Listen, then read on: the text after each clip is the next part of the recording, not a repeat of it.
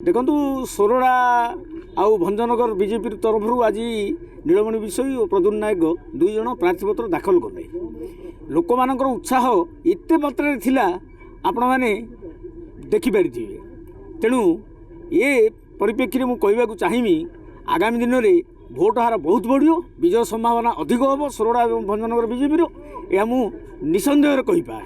अच्छा देखु वर्तमान डहडह खरारे पानीय जलर जो प्रकार समस्या अच्छी भंजनगर सब डिविजन अंचल प्रथम प्राथमिकता हम पानीय जलर समस्या समाधान कराहब।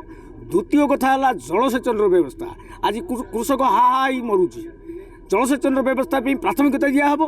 तो आउ गोटे मुद्दा है स्कूल रे शिक्षक ना मेडिकल रे डॉक्टर ना ए परिप्रेक्षी यही मुद्दा को लेकिन आगामी निर्वाचन बैतरणी पार होगा आम जोरसोर प्रयास करूँ।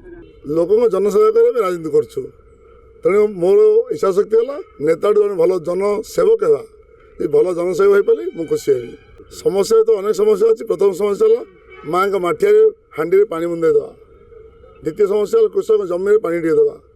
तृतीय समस्या जो पनीपरिया चाष हो गोटे कोल्ड स्टोरेज सोरड़ा टाउन पाखापाखि गोटे करवा। अनेक समस्या अच्छी मेडिकल डॉक्टर ना स्कूल टीचर ना रास्तार ठीक भाव रास्ता या समस्या अनेक अच्छे भाई। ओडिशार समस्या टू सोरड़ा समस्या बहुत बढ़ी जाइए।